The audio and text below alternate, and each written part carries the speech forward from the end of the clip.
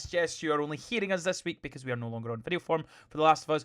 We're here giving you a lovely little audio podcast coming in your ears. My name is Andrew Grayson, your host as ever, and joining me on this fun escapade through the zombie apocalypse, he is the Iceman, Baby Boone, Joseph Boone. Good evening, Andrew, coming to you from KWFM 2122122 Zombie Apocalypse Radio. Coming to you from Smacky FM, it's Polly Smack, Paul Stinnett. That's it, Smacky FM, smacking the tunes out and enjoying the sun. And the Triple Barrel Man coming in your ears from a lovely smooth radio. He is Craig Andrew Mooney. Smooth jazz coming in your ears with Craig Andrew Mooney in the morning. Do radio people say coming in your ears, or is that something that they don't say? I think that's I think that's something they did not say. I think that's a I think that's once. our podcast exclusive, if you know what I mean. Oh, it's Yes. 100% what we do. Like, we 100% come in your ears every week and sometimes come in your face on YouTube. But this week, we are just back on audio We'll get a form. graphic. Yeah, we'll get a graphic for that. That's going to that's t-shirt number whatever for when we get to like 1,000 subscribers. That's the t-shirt we'll get made. So some housekeeping before we begin. We are doing very well on YouTube. We are doing very well on Spotify and stuff. So we want to say a huge thank you. Make sure, if you have not done so already, subscribe to our YouTube. Subscribe to Spotify or Apple or wherever you listen to your podcasts. 1.6 thousand views on YouTube. I got there in the end. Thanks for the sign language, Craig. Yes, 1.6. You know you can talk. Like, you know this stuff. Just come in. 1.6 thousand views on YouTube. We are very, very proud of that. As I say, we are just getting started. We've got plenty more to become, especially over the summer. Lots of TV, lots of movies. So make sure you are helping us out by hitting that subscribe button, getting in the comments. Shout out to Gordon. Team Andrew, he said, not me. Big fan of the Thunderbolts there, Gordon was. And if you were a fan of the Thunderbolts, or you weren't a fan of the Thunderbolts, head over to YouTube or Spotify. We are on both for our Thunderbolts spoiler review, where I must admit we got quite heated. I'm going to try and keep my temper in check this episode, but going by what Craig has already said, I don't see that happening. So, enough about the housekeeping. As I say, subscribe, like, comment. Oh, one last bit of housekeeping. Our Mission Impossible vote is up. If you're interested in the Mission Impossible movies, we are doing our bracket for the best Mission Impossible films. So head over to our Instagram at WithMatesPod to vote on that, and we will announce the winner on our personal ranking podcast, where we will be ranking all the Mission Impossible movies and talking about every single one of them in the lead up to, is it the Final Reckoning? Mission Impossible, the Final Reckoning? Correct. May 24th, round about end of May. First. So yes, lots to come. Make sure you're joining in. Don't you think it should be Mission Impossible Reckon It's the Final? No. I'm pretty sure they workshopped that name and they were like, get out. With a question Just turned to the person that suggested that and said, fucking leave. And that's how we got Paul on the podcast.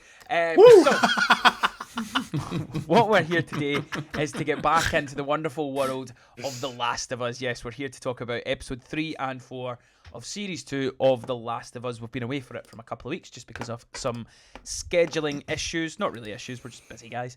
So we're here to talk about the episode 3 and episode 4. Full spoiler stuff. The way this podcast works for people old and new, we will give our top thoughts where we are sitting so far with The Last of Us. Then we will give our spoiler warning to let you pause the podcast and watch the shows, and then you can come on back and hear what we have to say about the 2 episodes. Another one as well is we will be talking about the game, but we will only be spoiling the game up to the point of the episodes.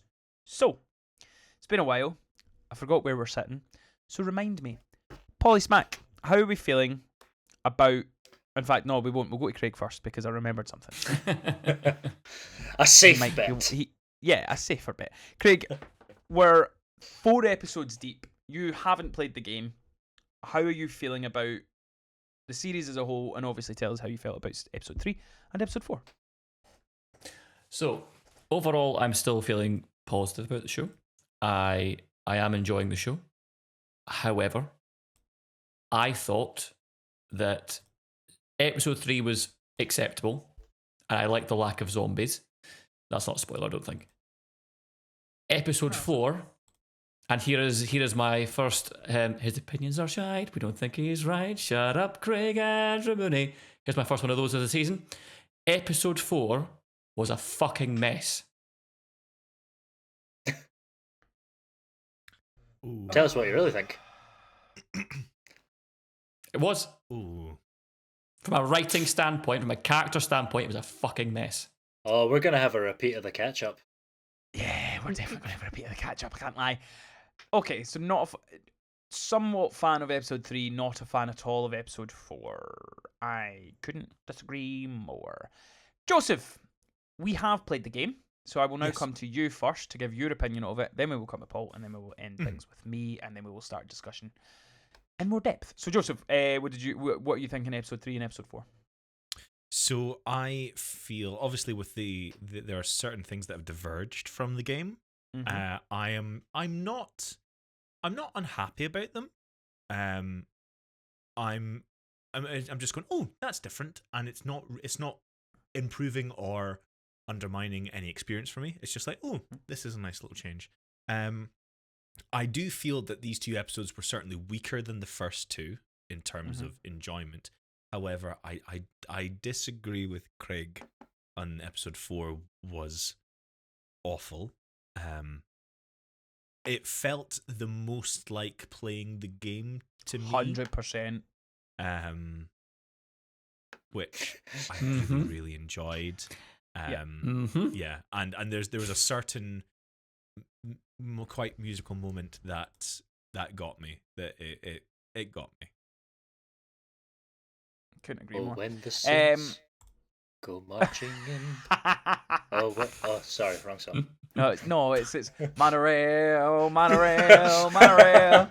This is going to exclusively become a Simpsons podcast, but I fucking guarantee it. Paul, what about you, mate? Episodes 3 and 4, how are we feeling? Again, you haven't played the game. What are your thoughts? Episode 3, I was remarkably underwhelmed. I don't actually think I particularly enjoyed it, so to speak.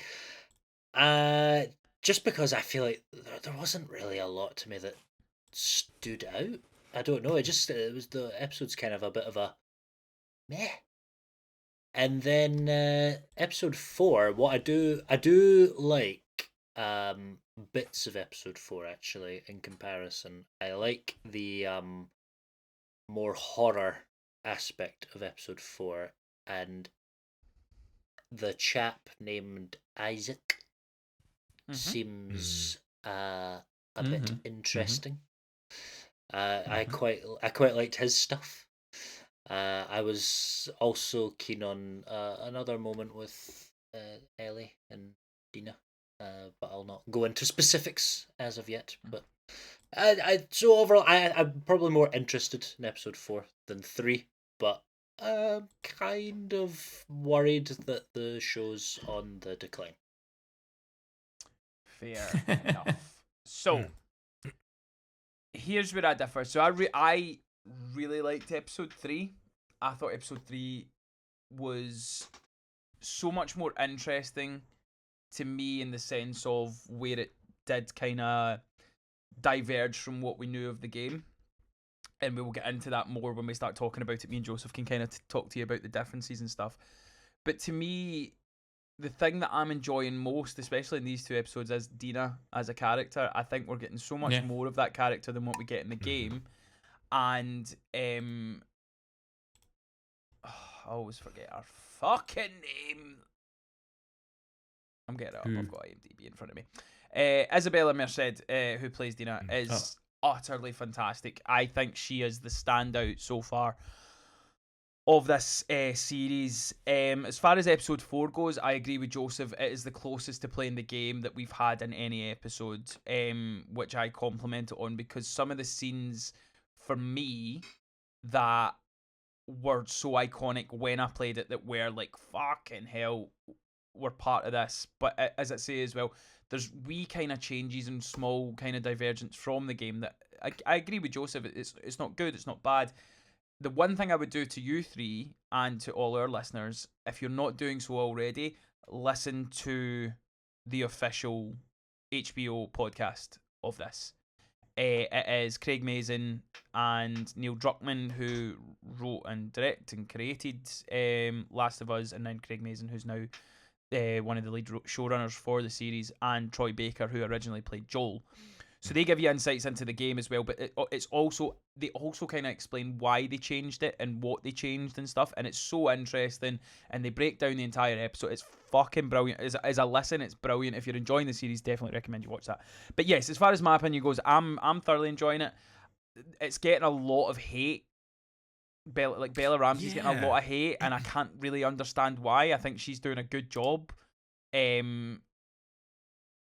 It's a worry because, again, I feel as if, like, as much as Paul's kind of said it somewhat jokingly but also somewhat serious, is like Pedro's gone, and that's a big reason why a lot of people will be watching it. I never joke. I know you never joke. I apologise. He wasn't joking. He was wholeheartedly serious about it. But yeah, to me, I think Dina's doing a lot of heavy lifting, and I think the choices that they're making for that character, I'm enjoying for what they're doing and stuff like that. But yeah, as far as episodes, I thought episode 3 was fantastic, and I thought episode 4 was really, really good. So I'll be interested to see. This isn't even like, I don't think I'll get angry about this. I'm more kind of interested as to why you guys maybe aren't as favourable, and I wonder if it's maybe just because I have past knowledge and love for the game, that when I'm picking up certain things from each episode, it's like, oh yeah, that. Because I'll tell you something, episode 3 and episode 4, I was always going to replay Last of Us 2. This solidified it. I cannot wait for this series to end, so that I can go back and play the game again. Right, spoiler warning time. If you've not watched episode 3 and episode 4 of The Last of Us, now's the time to pause the podcast, head on over to Sky Atlantic, HBO Max, or wherever you watch this show, and then come on back and hear what me and these three lovely gentlemen have to say about the episodes. Right, let's start about episode 3, because that seems smart. We were all fairly positive about this episode out of the two, so we'll come to both Paul and Craig first, just because, again, Joseph, me and you can kind of go into the changes from it. Break down what were some of the favourable points of episode 3, what were the things that you didn't like about episode 3, and then maybe we can kind of enlighten you in terms of why we enjoyed it. Paul. I liked Bella Ramsey. Thank you. I liked Bella Ramsey in the episode. I think she's doing a fantastic job, as you said, Andrew. I don't see why she's getting this hate. Probably just people being idiots. But she's definitely. This goes for episode 3 and episode 4 for me. She is carrying the show in terms of that. This is now her job. Her job is now to become the person carrying the show, and she has to kind of live up to that. And I think she is doing a very good job. And I think episode 3 kind of was a good opportunity for us to see her in this new role as the lead. And this is now where we are focused. I think that was a good. Again, I have no complaints about episode 3 in terms of the decision of what kind of episode it was. It was the logical episode to do after episode 2. You want this kind of breathing space to kind of see the fallout of what happened and see how she's coping in the aftermath. Now, correct me if I'm wrong, there was a 3-month time jump? Yes, it's 3 months. So, time jump. so the episode starts on the evening of the attack. Yes. And you see like the charred remains and stuff like that. And there's a lovely moment that I want to kind of point out that game we didn't get in the game. Very simple moment where it's Tommy kind of cleaning up Joel's dead body, and just says the line, "Give Sarah my love," and I'm like, fuck. Like, the biggest, for me, the biggest change so far in this entire series compared to the game is Tommy, and I want to ask Joseph, I'll maybe get into that a wee bit later once we kind of continue with Craig. But yeah, I believe it's 3 months later from when Ellie leaves the hospital. I think she's been in hospital for 3 months. Yeah, so I liked that too. I liked how we're again given that time to kind of see how they start to recover. Because what I was thinking was that we were going to get this like big massive like carnage, and then Ellie would either get kidnapped or she'd get taken, or she'd go off by herself. But I was actually quite glad to see how the town recovers and what and there's going to be a future there, because I kind of like that aspect of the show, and I'm hoping that kind of still remains part of the show, like this town, and those characters who were within that place as well. And obviously Tommy, I don't know where Tommy's going to end up, but I quite like his role within that part of the story and stuff. So, and again, as you say, Andrew, I love that.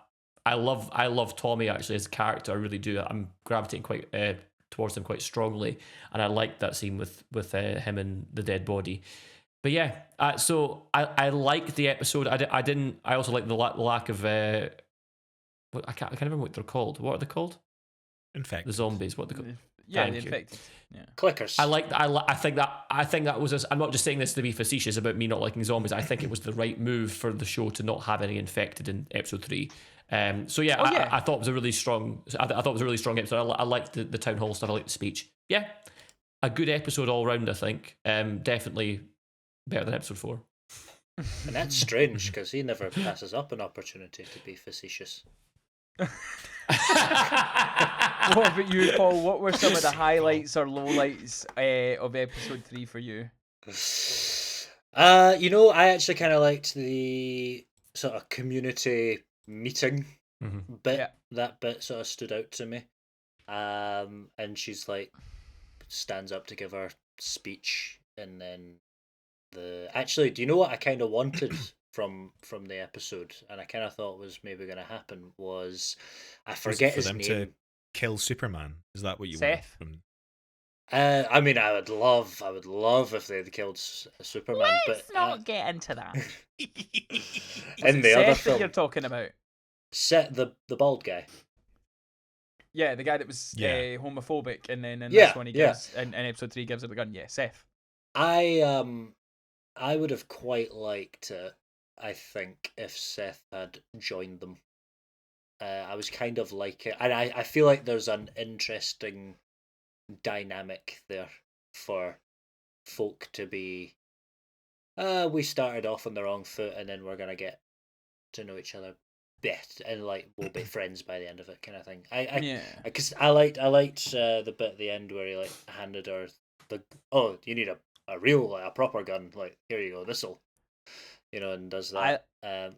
Joel's body isn't even cold, and you want to replace him with another grizzled old grumpy man? I don't know. I liked that dynamic. That was all. I also liked.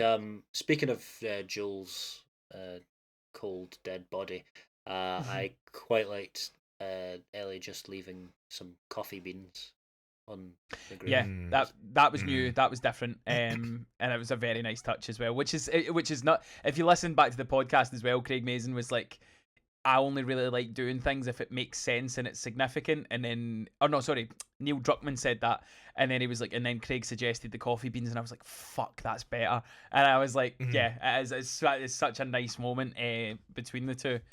So Joe's. Oh, sorry, Paul.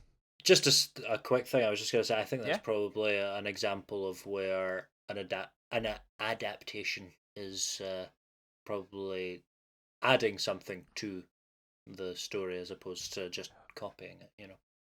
Well, we're going to get more into some adaptations because there is some significant kind of changes from what we get in the game to what we get here, and it's like, again, I don't think any of them are in any way bad, but it does kind of change somewhat how the story has went.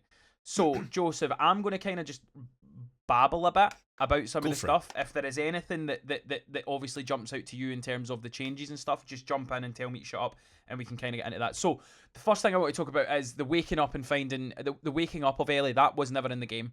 We didn't get the cuddle in the game for when Joel gets killed and she kind of crawls onto his body. We never got that. She gets kicked in the face and knocked out, and then you wake up the next day, and you're basically, it's the scene where she goes into the room with his jacket and his stuff.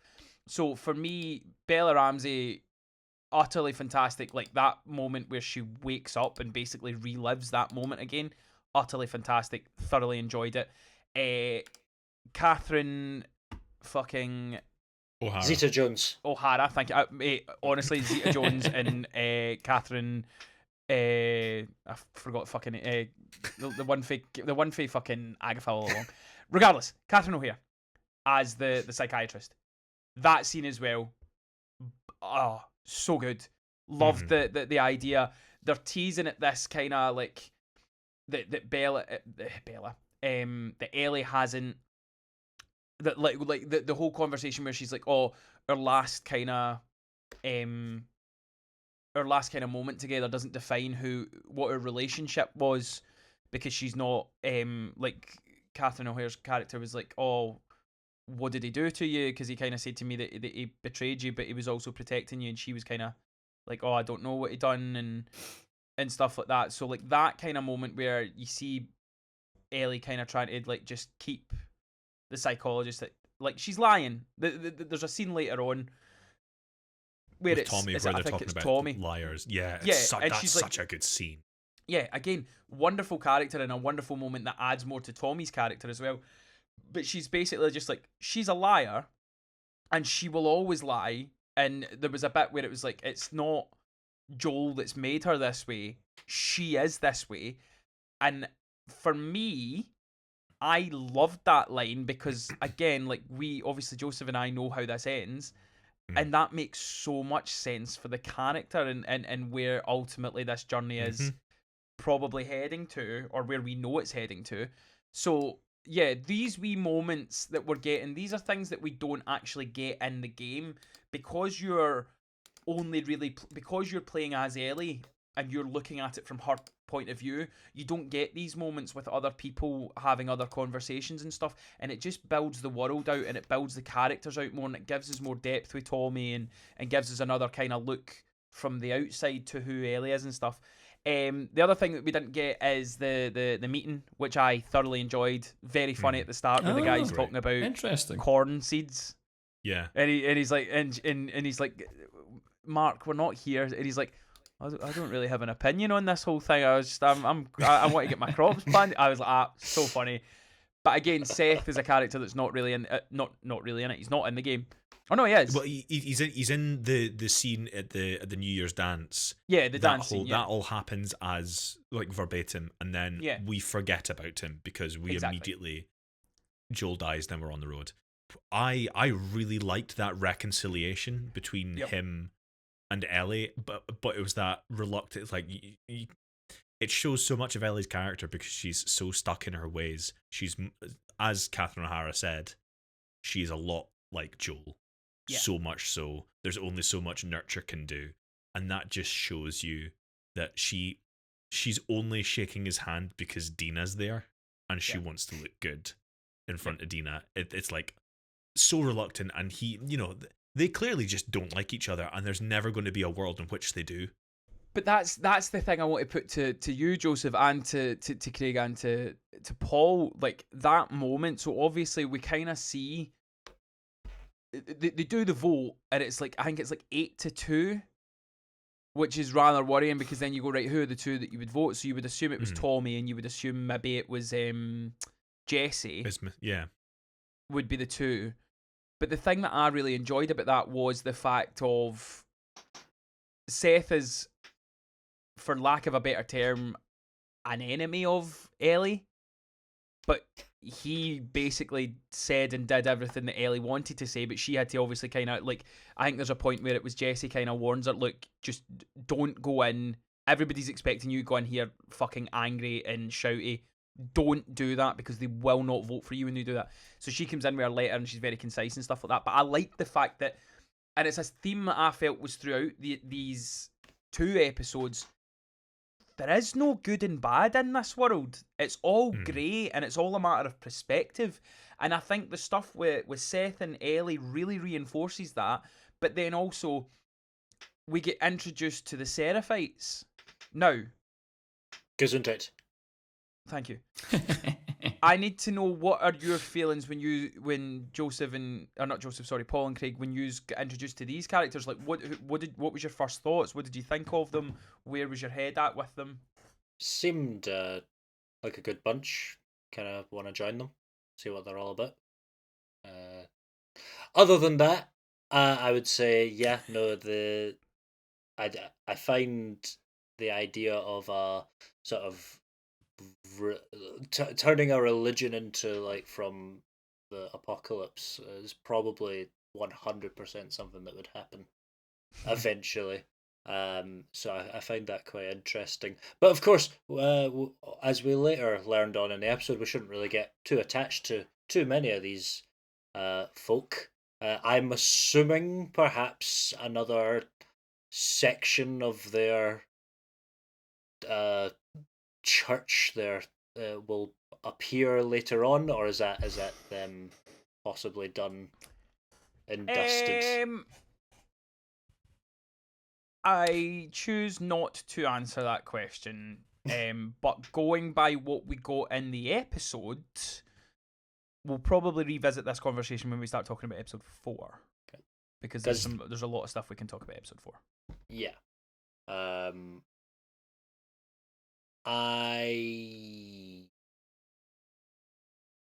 I like the idea of them as a group, and I think it was what I didn't like actually though was towards the end, when Ellie and Dina come across them. Is I was like, how many dead, disgusting things have you seen since you've been born, and all of a sudden you find this to be throw up worthy? And I was like, come on. Have you finished episode 4 yet? Of course I have. You know I have. Right, so you know why. Yeah, but you know why she's doing that. Have you finished episode 4? Sorry. Yes, I have. You know why she's being sick. Yes, I do. Of course I have. Of course I have. Paul, Yeah. do you understand how why new wouldn't I life have? works? do you I understand know how where babies not- come yes. from, Paul. Yes, I Well, know. I'm need to going- know. It was the way he said that with pure conviction. I'm like, he's not finished this fucking episode. He's still not watched it. I will say, I'll hold up my hand here. This was after we finished episode 4, with that really lovely scene in episode 4 that we'll talk about later. Yeah. Regarding the scars, and Slur. is it? Did you not notice that as well in the episode? No. So when you call them scars, that's a slur. Is it? Oh, cool. Yeah, Fantastic. apparently. So Apparently, scars is slur, but they are known as the seraphites. okay, so the think- Seraphites. I could be wrong. If I'm wrong, tell me in the comments. But I'm pretty certain that's what it is. Okay, I now understand that bit of dialogue between those two characters now. Okay, Yeah. I get it. That fell flat on me. So I turned to Lara as we were watching this, and I was like, oh, that's why they call them scars. And she's like, what do you mean? It's like, because they've got the scars there. I'm an idiot. A big old Glasgow smile, if you will. I was like, what? I only, after playing this game like 2-3 years ago, the penny has only just dropped now for me. I was like, wow, you're a fucking idiot. What about you, Craig? Like, what were your thoughts on the introduction of these characters? Like, what did you kind of initially think of this group? And like, we've not really spoke about it out. Like, they communicate with whistles. They seem very kind of culty almost. But what were your initial thoughts? Well, I feel like this was something that I was kind of waiting to kind of happen in the show, because I think in most of these like apocalyptic, things we sort with Fallout, these kind of shows, there's always some kind of like religious aspect where there's some kind of either cult aspect to the whole thing, or there's a new belief system that's arose as a result of all the things that have happened. So I was waiting for this to happen actually, and I'm actually really intrigued to see where this goes, how it kind of fits into the larger story. I imagine there's going to be a bit of fighting between this cult and the Isaac group. Is that right? Wolves. Is WLF. The Wolves. Yeah, I imagine that there's like a whole kind of like, is it a turf? I don't actually know the ins and outs yet. Is it like a turf war? Is that like the kind of? Not really. I think so. This kind of goes back to what myself and Joseph have kind of been saying to you the entire time. It's a holy war. It's not about the infected. This is what it's about. This is it's always about, and it's something that I enjoyed about episode 4, which we will get into, is Ellie and Dina have been somewhat sheltered being in Jackson. Like, you're only having to deal with, like, there's a bit in was it episode 3? I could be wrong.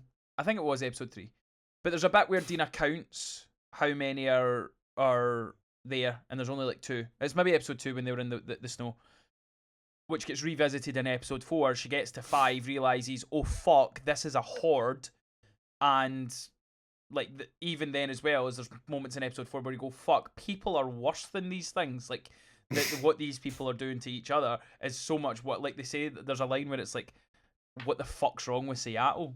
Like, I loved that line because it's, that's what it is.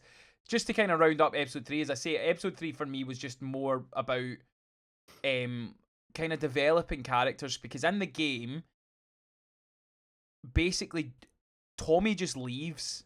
Tommy just goes to kind of avenge Joel and leaves a note, whereas this one you can see he's much more kind of like caring. He's obviously got a child and he needs to look after Jackson and stuff like that. So like that's quite, I think that am I right in saying that, Joseph? Yeah. I'm pretty sure. I think it's a great change for the character because like it does it for me. Obviously, you want that. In the game, you've just lost the character's father figure. You want another one to step in. Yeah. And gives you that sort of punchy narrative drive because he was there for Joel's death. But I think he doesn't have that impetus in the show, and it makes it work a lot better because he's got so much more responsibility to have as opposed to just revenge. And let's face it, his missus is going to be like, you're being a fucking idiot right now if you go away. Yeah. And do that. And it's nice to it's almost like a maturer response from Tommy 100%. as opposed to in the game where it's like a very more like a younger sort of like lashing out sort of response, which is kind of like what was more expected of Ellie in it, and that's why she follows suit, at least how I interpret it. I like the change. I really liked it, and the thing I love more is how much characterization Dina's getting in the show. Oh, 100%. I love what they're doing with Dina. I love that so she's good. Coming in, like, there's tension between Ellie and Dina in the sense of, why didn't you tell me this information sooner? And she's like, oh, because you would have left straight away, whereas now I've planned this out. I know how we're going to get to Seattle. I know all this kind of... We didn't get that in the game, and it's so refreshing to give that character so much more depth. And as I've said, like, to me, so far, I know, Craig, you said that Bella Ramsey was holding this. I think Isabella Mercedes is the best thing in this show. She's doing such a good job. Yeah, especially when you've got a character who, for all intents and purposes, has got really, as a character, fuck all screen time as her. 90% of the time she's standing there. If you hang around for too long, she's going, hey, there's a window up there we can climb through. That's her job as your companion. She kind of saves you at times. She will point out, have you tried moving that truck? And you're like, fuck off, I'm exploring. Whereas obviously I have trophies to get. I've got trophies to find, you fuck. Whereas obviously you can't do that in the show. It wouldn't be entertaining. So they're giving her so much more agency as the brains of the pair.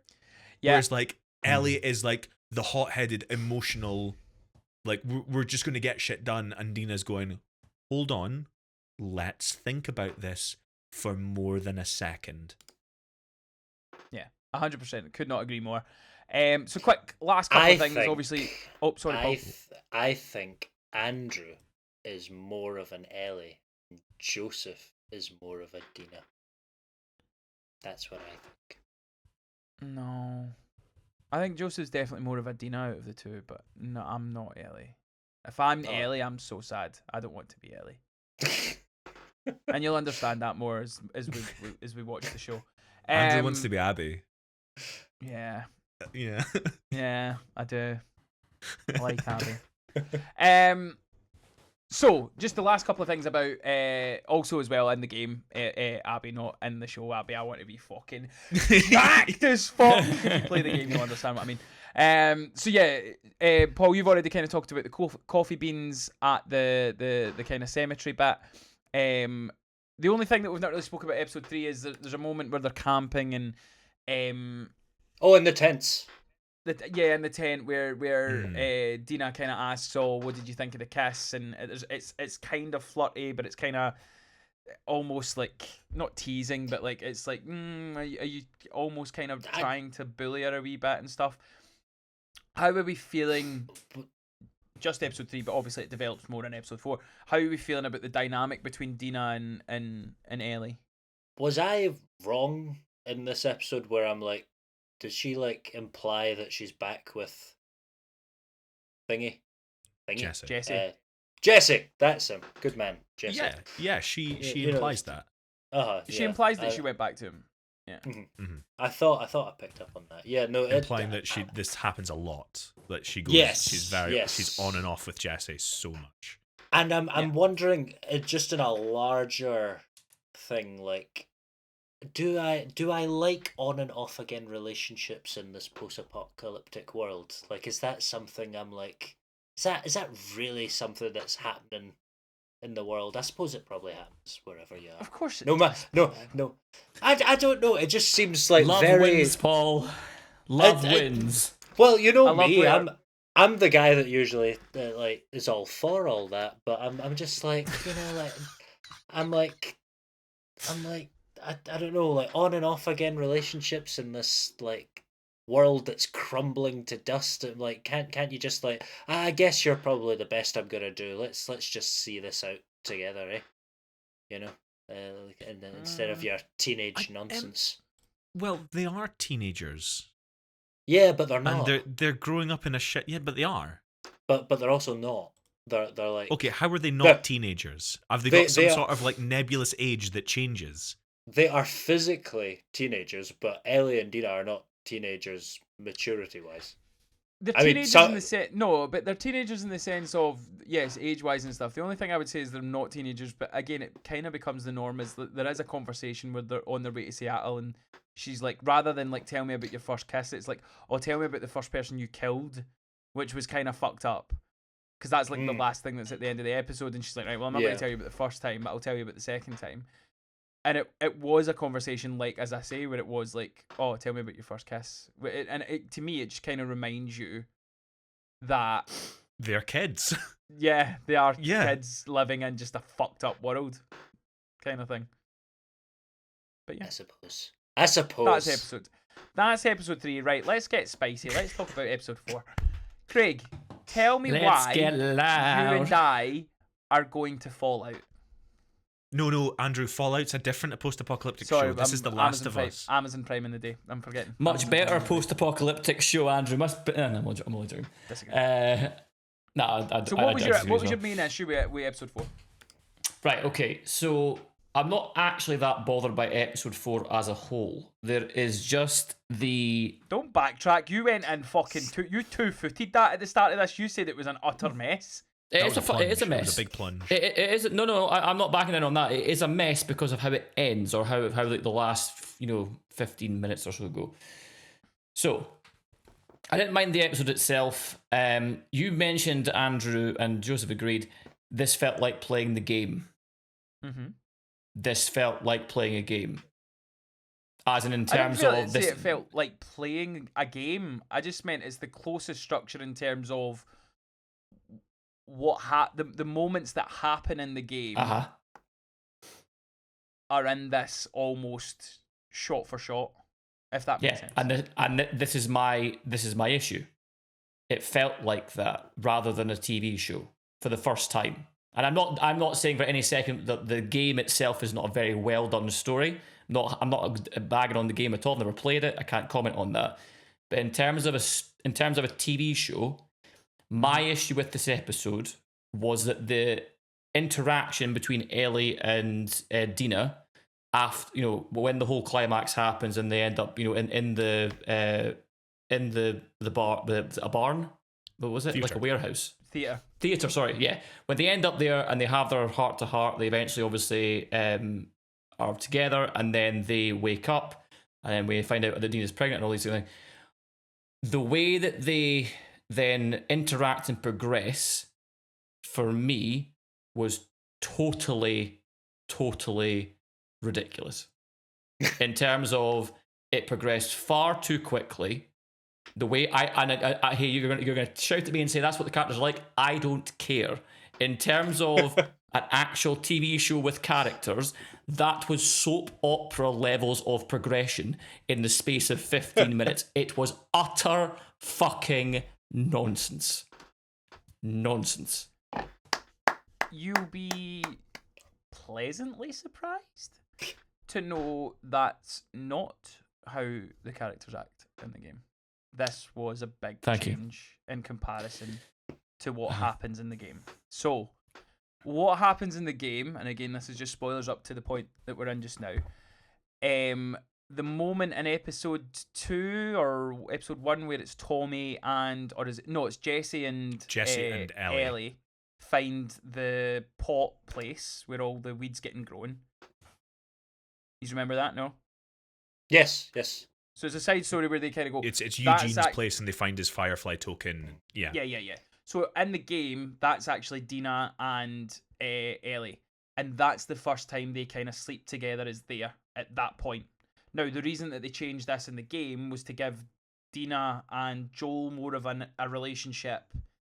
So they two are the ones that rescue Abby, and it was Jesse and Ellie. So we get the relationship between Ellie and Dina is kind of they kind of tease it more. Now, I would agree with what you said there, Craig, if it wasn't for the guitar scene, which in the but it's still in the same episode. It's still in the episode. It's still in the same episode.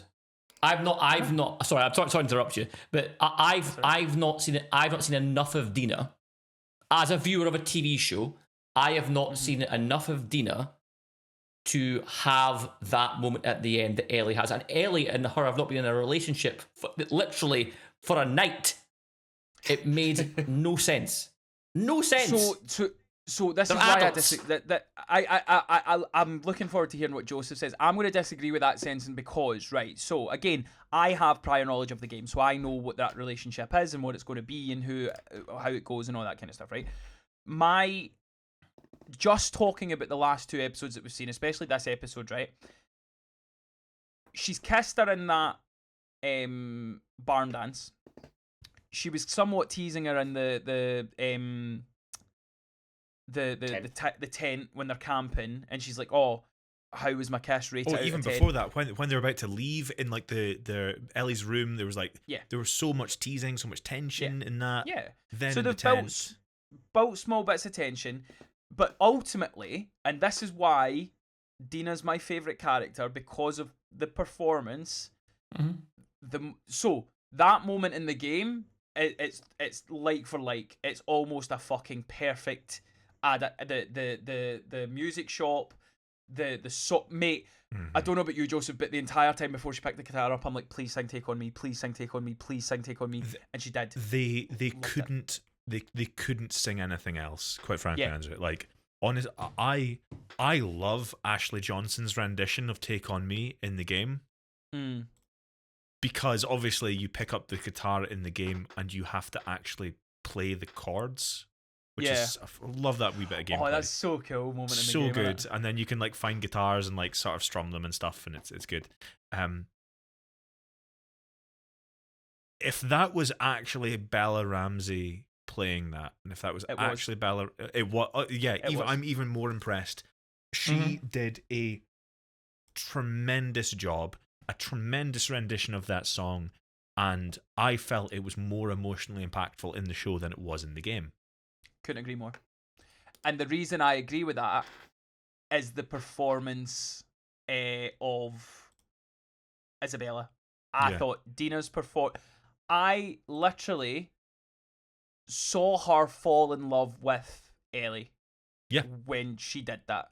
And to me, in the game, it's really nice and it's really lovely, but she's already there in the game. She's already at that, I love this girl.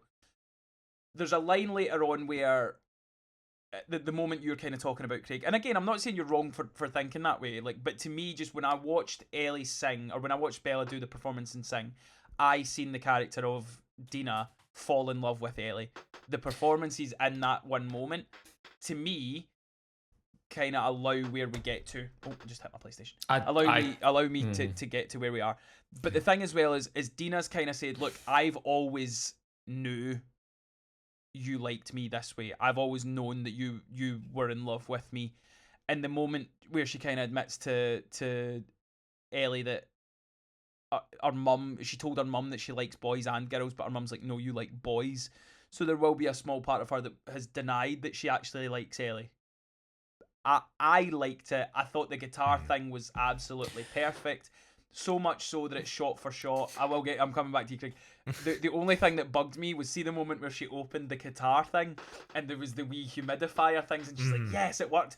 Now it happens in the game where she just leaves the guitar sitting and it's just a lovely shot and it's gorgeous and it looks great and it looked great in here, but I'm like, you're like, put it back in the case. Put it back in the case. Put it back in there, you fucking idiot. See, I immediately thought that, but also because they lingered on that shot as well. Yeah, that it's shot gorgeous. that correct me if I'm wrong, Andrew. If Menu. you save there, it turns into the menu screen, doesn't it? Yeah. Chef's kiss. Also, just because we're talking about that, I love the fact, and I don't know if you guys noticed this, episode 3, the opening credits where it's the fungus is growing. Oh, fuck that. Oh. Alright, so Joseph noticed it. Did you notice what happened? I hit skip on the credits, the intro. You bastard! You monster! So Craig? I didn't notice it. What Oh, happened? So right, when, okay, when so- the fungus is like going about and you see it like when it does like the fully comes up, the fronds are coming up and you see The Last of Us, and you saw the larger bit of fungus and the smaller bit of fungus. The larger bit is Joel and the smaller bit is Ellie. In episode 3, there's only the small bit of fungus because Joel's fucking dead. Very And nice. that was Very nice. cruel. That was cruel. Someone has a theory of we might get 2 now because of Dina and I was going to... do you not want that? I've got a theory. It's Okay. going to change side and change size with the protagonist. Ooh, I like that. Yes. Yeah, that's a good one. So, to me, I love the guitar scene. The guitar, and again, it's a moment as well that can be missed in the game. If you don't go in that room and don't find the guitar, you miss this lovely piece of fucking gameplay. And you do, like there'll be people that have played that part and are like, well, that's new, that didn't happen in the game. 100% happened in the game. It's one of the best parts of the game. But to me, there are parts of, again, we're talking about this moment, so I don't need to go in order. In the game, when Dina tells Ellie she's pregnant, Ellie's not really happy about it. She's like, why haven't you told me this before? You've been in danger.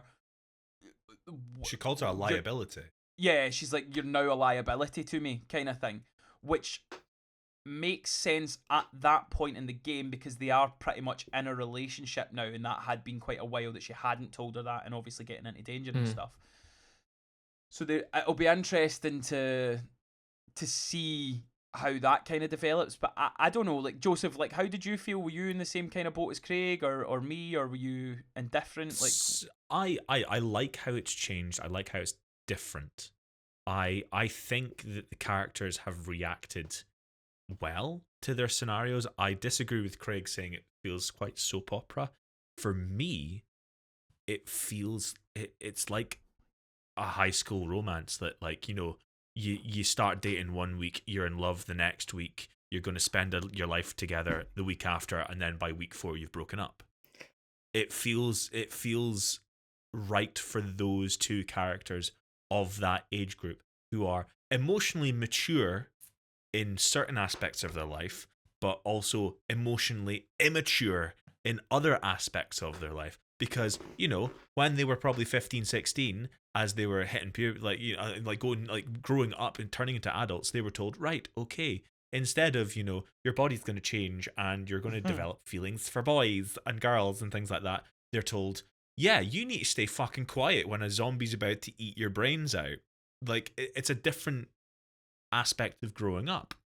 So how rushed it felt accurate for characters who are completely naive in that sense of things, especially someone like Ellie who's not had that yet. This is the first time she's properly having that with someone she cares about, as opposed to being lumped with, I think they've said it in the first episode as the other one, the other gay character, Jackson.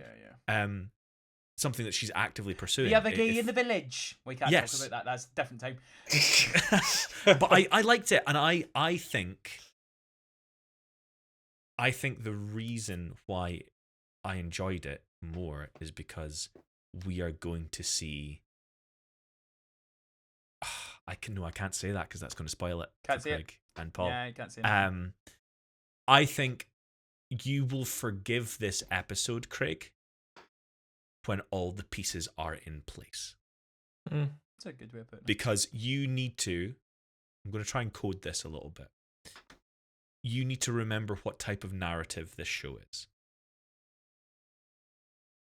Because there's many different types of narrative. Just have a think about what that could be in your own time. There's your homework. False. It's a false narrative. It's not a false It's, narrative, Paul. It's What were your thoughts on that? Did you dislike? Because again, you are Mr. Love on this podcast. Like, did you enjoy the romance of this? Mr. Love. Mr. Love. You know, I'm making a shock and surprise everyone when I say, for me, the thing that stood out most in this episode was running through the subway and the hanging bodies and the torture. I was all for that. We're definitely going to talk about that. Don't get me wrong. It was a nice serenading, and I know that's usually my bag, baby. But it was. I don't know. Definitely my bag, baby. The only reason Paul would have enjoyed that love plot more if instead of it being Bella Ramsey, it was and Isabella thingy, it was Hugh Grant and Colin Firth. That would be his dream casting for Ellie and Dina. Oh no! Don't tempt me, Joseph. So it goes without saying. We'll leave Isaac to last because I think Isaac was the highlight of episode 4. Mm-hmm. Agreed. But what's up, Craig? I mean, you're going to rebuttal. go back to Oh yeah, sorry. Yeah, no, I wasn't done. I'm just saying we're going to leave that to last. I'm just saying. So it kind of seems that obviously myself and Joseph, it's hard for me when we review this because I'm going right. Well, me and Joseph have prior knowledge, so we're looking at it from a very different way. It seems like Paul was very nonplussed. You obviously didn't like it. So, give us your rebuttal. Like, what are your thoughts after hearing what we've had to say? Is that change your mind in any way? Is it not? No, I just want to be clear. Like, I didn't hate the fact that they were falling in love throughout the episode. Didn't hate that they eventually got to that place and obviously spent the night together. That's all fine. It was when they woke up. Everything that was said once they woke up felt ridiculous to me.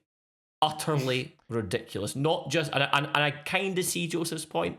I do kind of see Joseph's point about the fact that in this world, probably romance is quite rushed, and especially those who have not experienced it in the conventional sense, and they've grown up with not really knowing what relationships are supposed to be like, or the pace they're supposed to be like. I get all that, but even still, I think it would have been enough for them to go through this whole thing and just express that love, and then the pregnancy thing gets announced, and then Ellie's, as in the game, Ellie's a bit more like, oh shit about it, rather than saying immediately, we're having a baby. did not sit well with me at all. That's But anyway, fair. That's just my opinion. This just in: Mooney hates love. To me, no, Mooney hates babies. Yeah, I'll take that. Babies. Mooney hates babies. I'll take that. It's like those fucking freeloaders. Get them back to the mines. Give them a job. Yeah, and like, Joseph hates girl babies. I didn't have an issue with it per se, but again, it is something that has very much like diverted to what we got in the game. As I say, it's just because the timelines have kind of changed in terms of how long they've been together and what they've kind of been through and stuff. And like again, there was like I don't know if it was like, if you would describe it as a cute joke or like when she's like, oh, I'm going to be a dad. Like it's that would have been fine. Just a little joke would have been fine, but it wasn't a joke. And that's anyway, I'll stop now. I'll stop.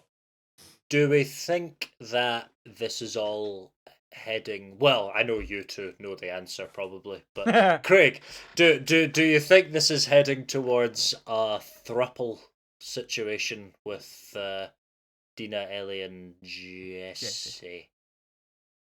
A thruple. Jesse I don't think it's Eisenberg. going to be a. I don't think it's going to be a thruple. I personally don't think that either Ellie or Dean is making out of this alive. To be honest with you. Hang on. I've just talked myself into this. Like you're saying, you know, like the Paul, Look. put your pants back on. I know this isn't a video show, but what are you doing? no. I'm. Paul, we're gonna get a blur on the video. It's audio only, but we're gonna get a blur on him. Just for us. As my eyes. As Mr. Love, I'm just saying that. While he's holding it, he just said that while he was holding it. Not the thing to say that, Paul. I was just saying that could be the way to hook me in. Is we're raising a baby, but there's three of us, and there's like comedy hijinks in this apocalyptic world. You know. You're wanting like a 2-man and the baby kind of yeah kind of thing. Right, yeah. I'm gonna somewhat of a spoiler. That's not what we're gonna get, mate. And I feel like if you're being honest, you knew that's not what we're gonna get. What? There's no funny ha-has. There's not little slide no whistle funny sound ha-has. effects as like Dina falls over. Just because he's been mentioned, I would also like to say I think the guy that played your man that's playing Jesse is doing a really good job as well. I like him. Yeah. He wasn't really he wasn't featured much in. Oh no, he wasn't featured at all. He was in episode 3 where he hammered a post into the ground easily. Boys built. Adams, man, he was huge. But I loved the stuff with him and Ellie as well, where he was training her again and he was kind of giving her advice. He was on the council, so you can see he's in a lot of responsibility. Young Mazzino, I don't know how you pronounce it. He's great. I love him as Jesse. I'm looking forward to when that character returns. That's not spoiling anything because he's in the trailer. So the love part, I get where you're coming from, Craig. There is a lot of kind of negativity about how she reacted in comparison to how she reacted to the game. I didn't mind it. Now, here's where I'm interested, right? So the love part didn't, and again, I know that's Paul's rhetoric, and it's not really yours. The love but we part know you is don't fine. like the whole. The love part is fine. I'm just getting to the next bit. So you don't like the zombie aspect to this, though, right? So what I want to know is, in this episode, again, we'll get back to Isaac's stuff very shortly, but I want to know what you thought of the bit where they're kind of traveling and you go through the. You go through. So we've had the nicey bit, and again, this is very much like how it happens in the game. You get that nicey bit. There's some bits where they're kind of going through different streets in Seattle, seeing things. Now in the game, this is a thing I feel as if a lot of people are a lot of games are trying to do now. The game's very linear, but you get to this part in the game, and it's a kind of a mini open world where there's lots of things that you can go do, and once you're done with all that, nice. you kind of crack on with the story. It's Seattle's probably one of the most fun parts of the game. Seattle Day 1. Yeah, Seattle Day 1.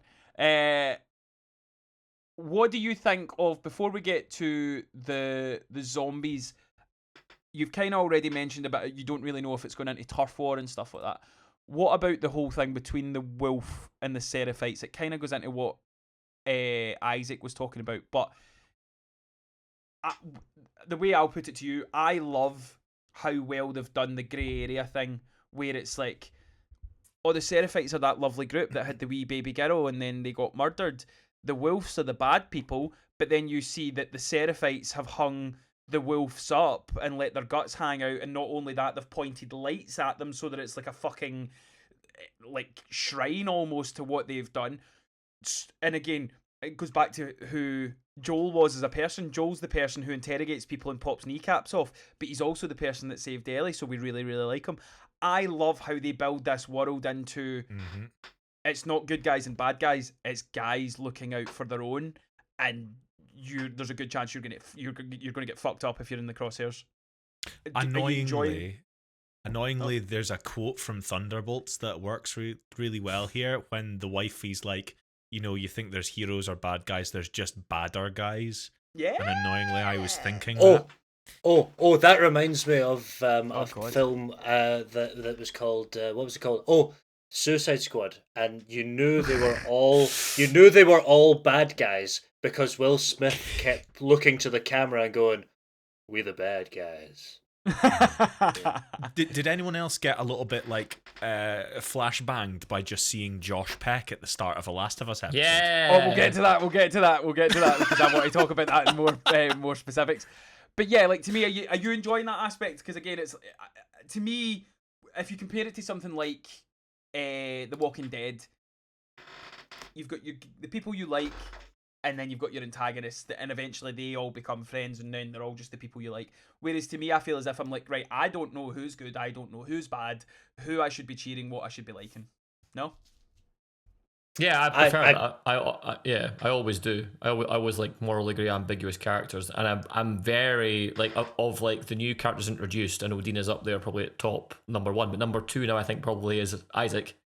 I mean, I love Jeffrey Wright. Love him. He's fantastic, and it's good to see that he voiced the character in the game, didn't he? So it's nice to see that he's back and getting to flex his muscles because I mean, I was a big fan of Westworld. It kind of went off a cliff, but season 1 of Westworld is like one of the best seasons of TV ever.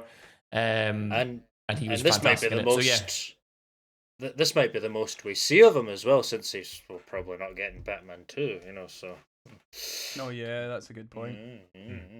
But yeah, so like to me, the whole the reason I bring it up, obviously, we get the scene where we see the wolves hanging down.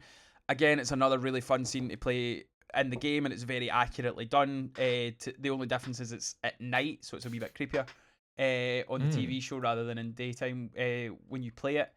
yeah.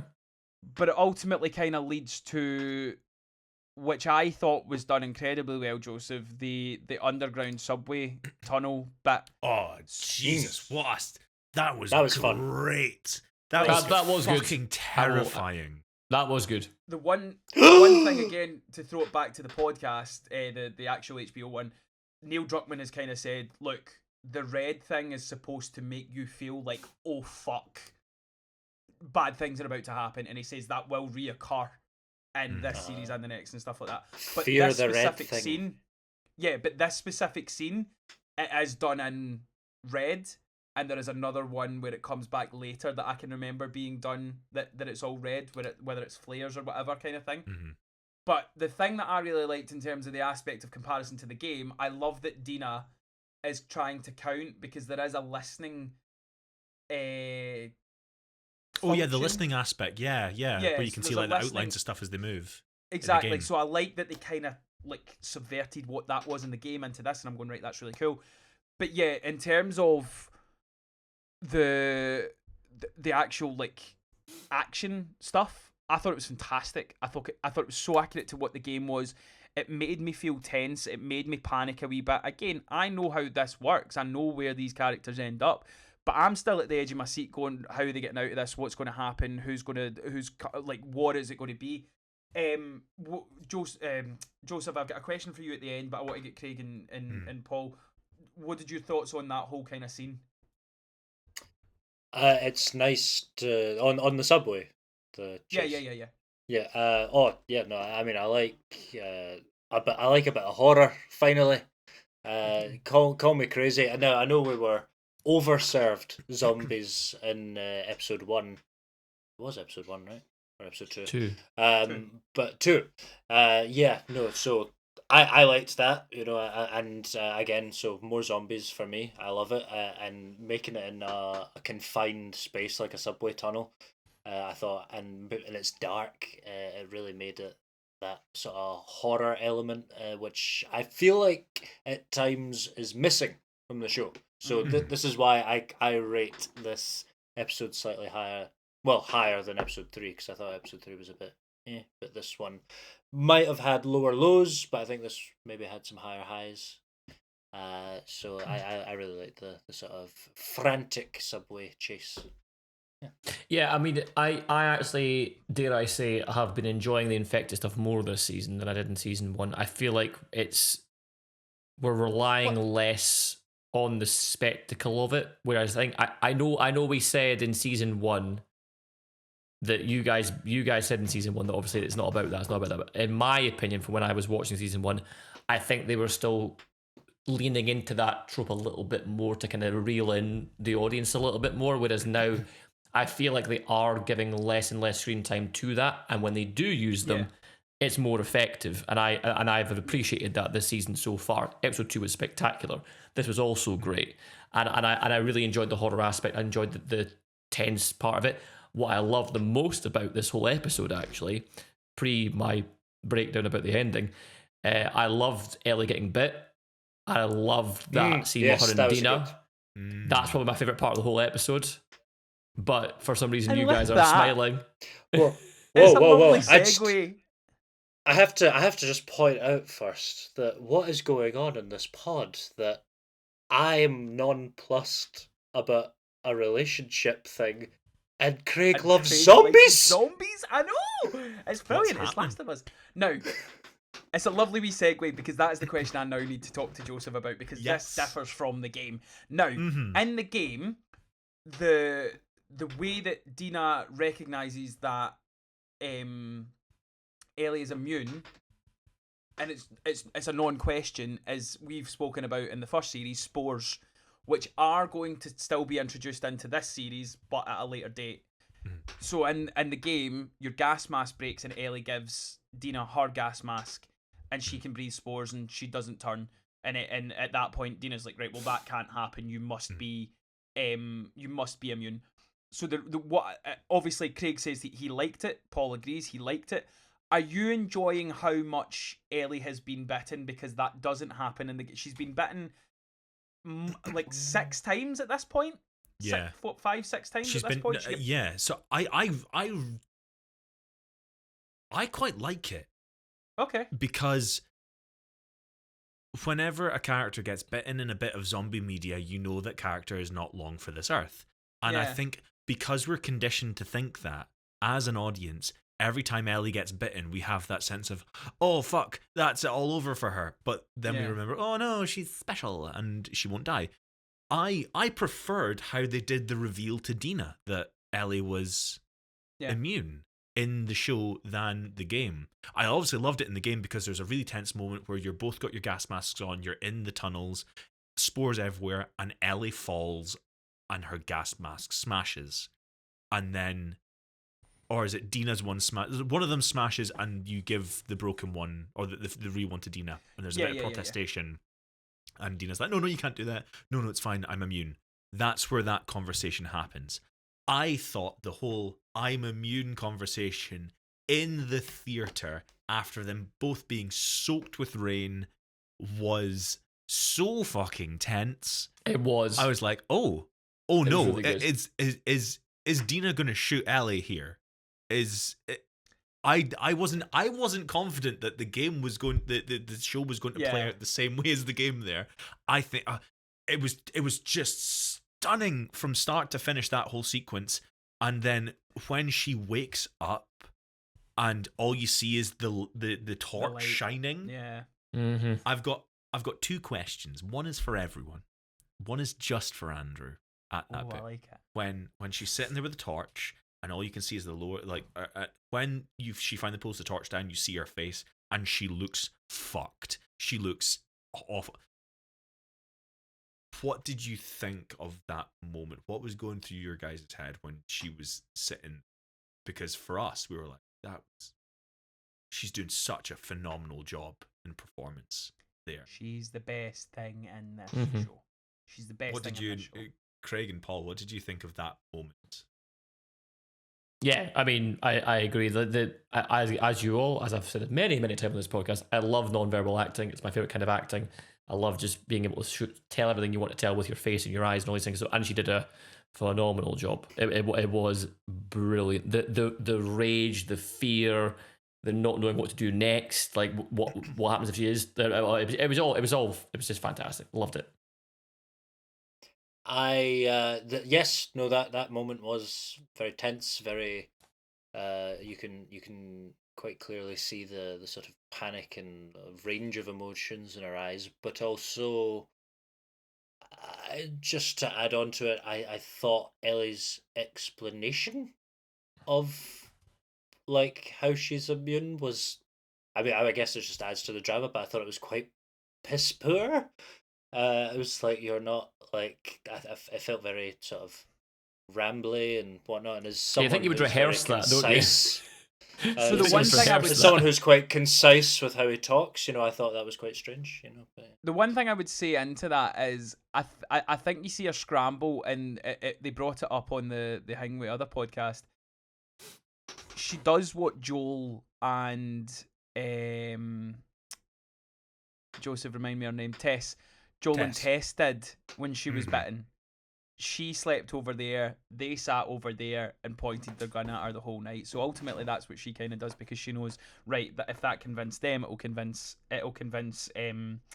Dina. The one thing I would say about that whole kind of from start to finish, I think that also adds to the relationship, because not only does she not kill Ellie somewhat sacrificed herself for Dina. She put her arm out there, and Dina doesn't know that she's immune.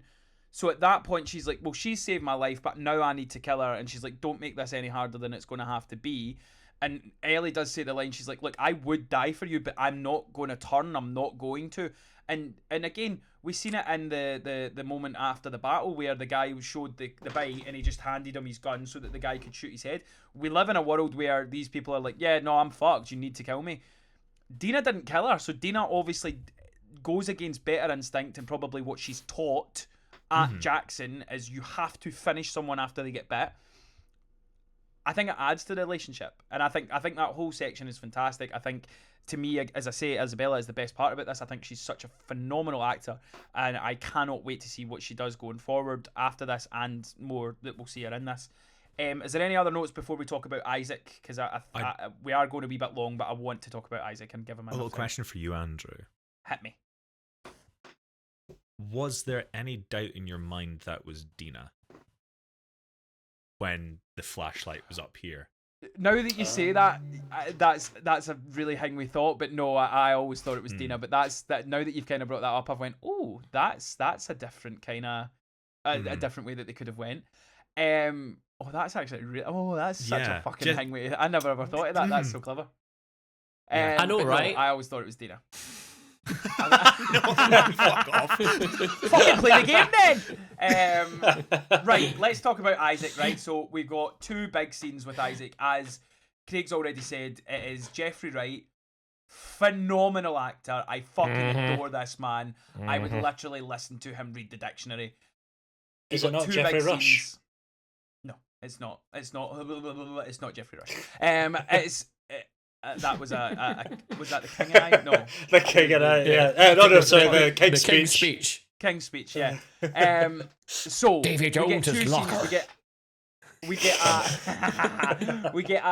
flashback scene where, as we do get Josh Peck, a little bit of "It's gonna take some time to realize." We bit of Drake and Josh. We get Josh Peck does a good job, very very well done. Fun. It gives us an idea. Sorry. No, I'm just saying, it was fun. It was a fun scene. I enjoyed it. Nice way to start an episode. Yeah, it was a very different kind of feel. It was hilarity. It was jokey. It was laughy. It was friends in a car, all kind of busting each other's chops and stuff. We also got some really interesting information that they call the public voters because they took their voting rights away.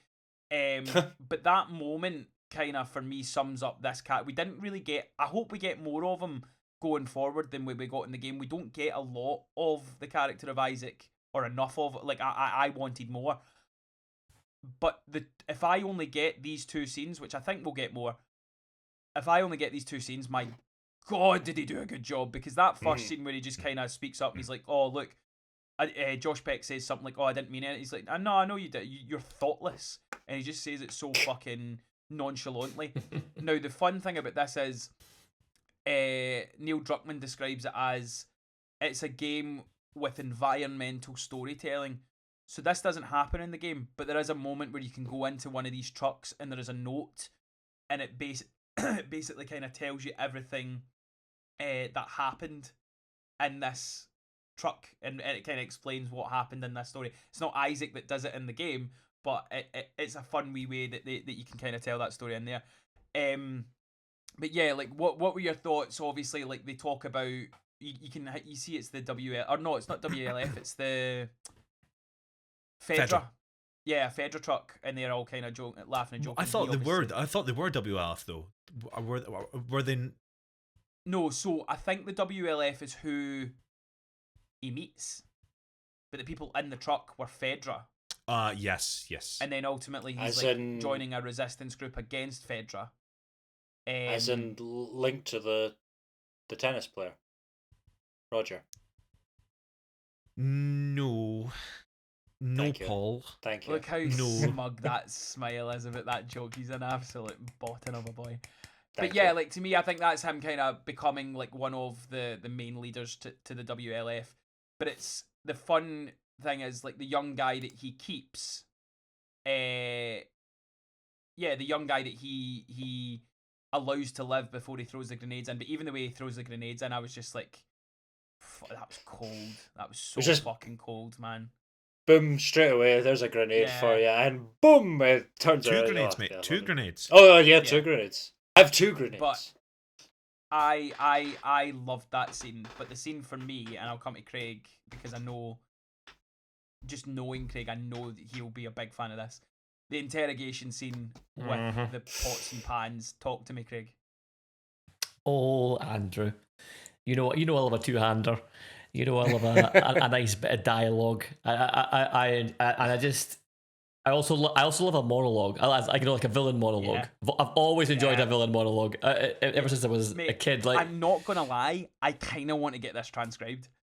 Yeah, I know. I'm the same. Yeah. It's one of those ones you want to actually have a go at, isn't it? Was anyone else like surprised that it was a villain monologue? I just thought he was chatting to somebody.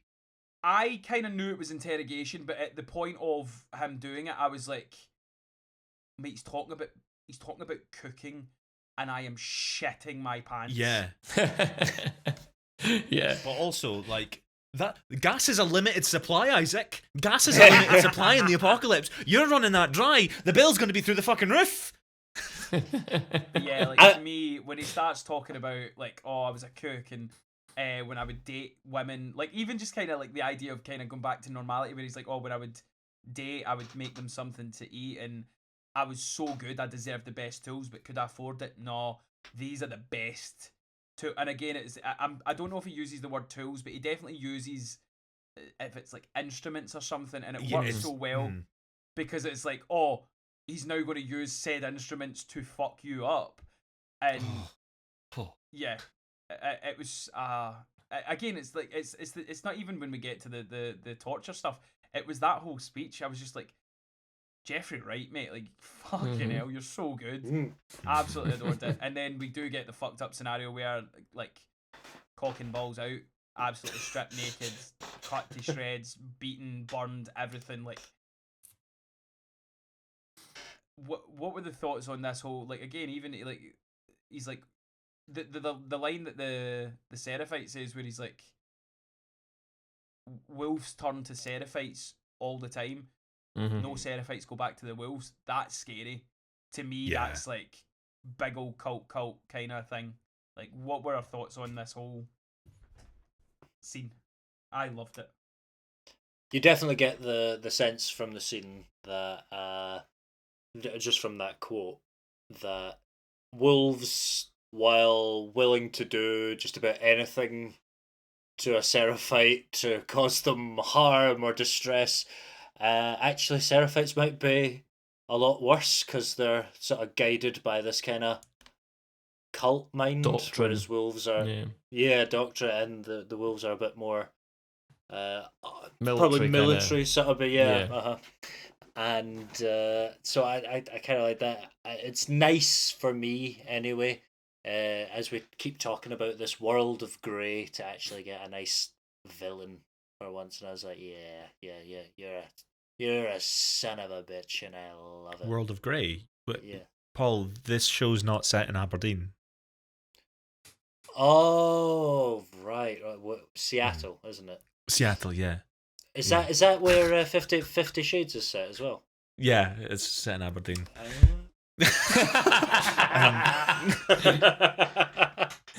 Can you imagine 50 Shades of Wool. Yeah, I'm pretty certain I've heard the video Yeah. of 50 Shades of Green in Aberdeen.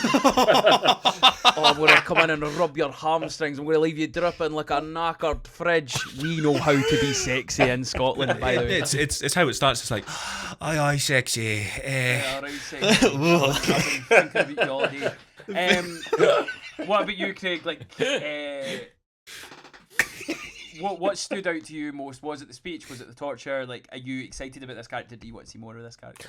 Oh, I definitely want to see more. I think it'd be a waste to not use him. I mean, you seem to think that he doesn't have as much in the game compared to. But I think that it'd be very odd of them not to utilize Jeffrey Wright and this character, who's very compelling. Isn't it? It's my second favorite new character that's been introduced. And the scene was great. The speech was great. I think you learned everything you needed to know about that character in that scene, and that is a testament to the writing and the performance. So yeah, 10 out of 10, loved it. I maybe went too harsh on this episode at the start, but that's why I was like, mate, there's some I think gold in this episode. I think what I meant was that the end of this episode was a fucking mess. That's fair. And do you know the thing? I don't judge you on that, because I'm very much the same thing with movies, TV shows, and games. If the ending's pish, it kind of gives you a bit of a bad taste for the rest of the stuff. But yeah, to me, I feel as if this was a really strong episode for obviously the introduction of Isaac, the furthering of the relationship between Dina and Ellie. It gave us some really nice horror moments, as Paul's brought up. To me, this had a really nice mixture of the good that's still in the world and the absolute shit and horror that is the infected and the people, which is. There's a lovely line in episode 3 where the wee girl says, when they're doing the whistle thing, for like to warn them and stuff, which I think is it's a great thing in the game. It becomes terrifying in the game, but when you hear them whistle, and the wee girl goes, it's something like devil, or is it devil? No, something along the lines of, is it devils or wolves?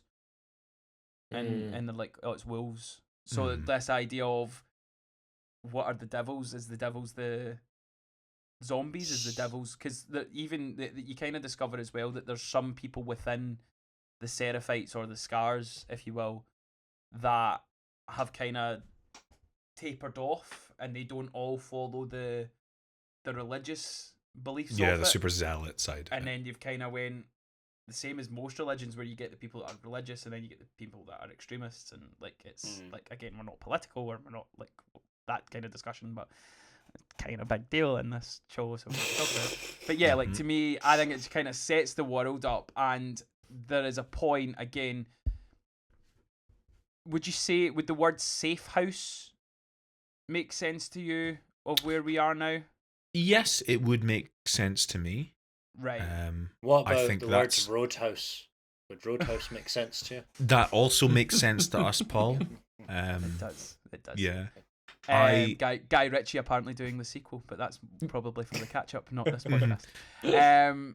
But yeah, to me, I feel as if we're now at a point. There's only 3 episodes left of this season. We know that this game is being adapted into 2, if not 3, series.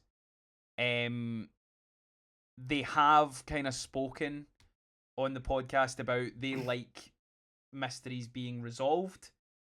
And Troy Baker asked, like, how do you write not knowing whether you're going to get renewed? And he's like, well, no, you have to. And you would probably like this, because he compliments Severance, where he goes, I can assume the writers of that show don't go, oh, we better put some stuff in here in case season whatever doesn't happen.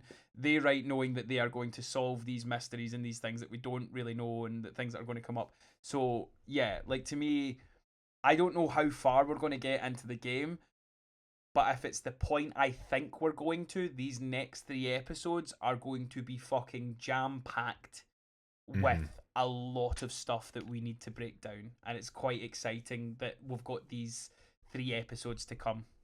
Mm-hmm. I've got a theory for where this season ends, and how it will differ. I think I don't know how to code it in a way that won't spoil it for Craig and Paul. Does it Or anyone else. end? Does it end where it starts? So where next episode's going to start? Does it end there? Or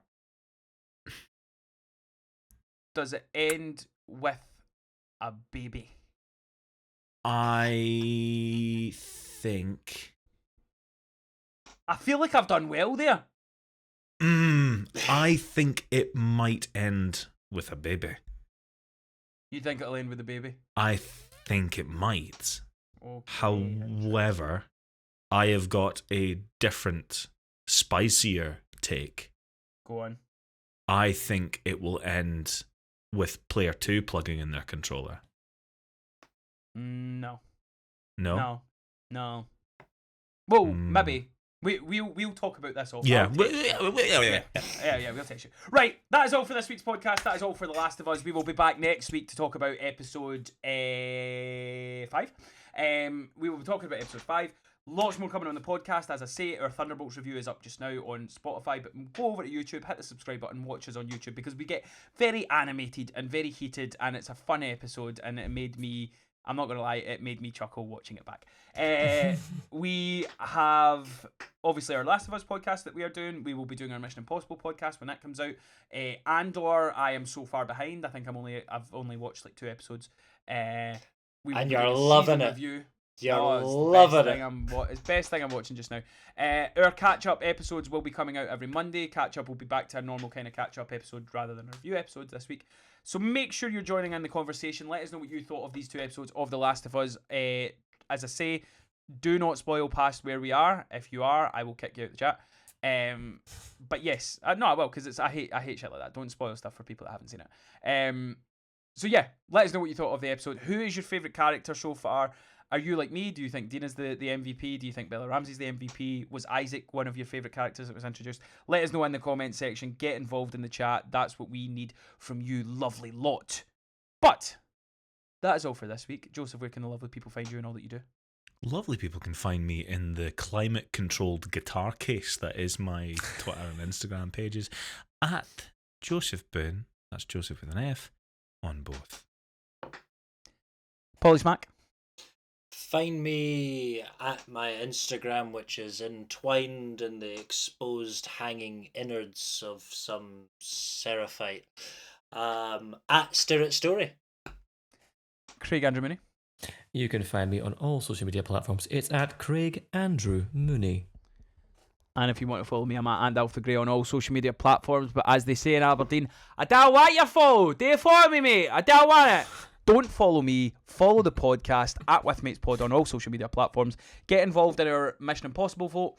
Get involved in the comments. Get involved. Just like, share, subscribe. Help us grow this to the size that it needs to be. We're doing a lot of stuff for you guys, and you are doing a wonderful job listening and watching all of our stuff, and we thank you so much for that. We'll be back next week with more Last of Us. Thanks for listening. See you next time. Latest on me, Jay. Listen up, Sonny Jim. I ate a baby. It's a gold member reference, I think.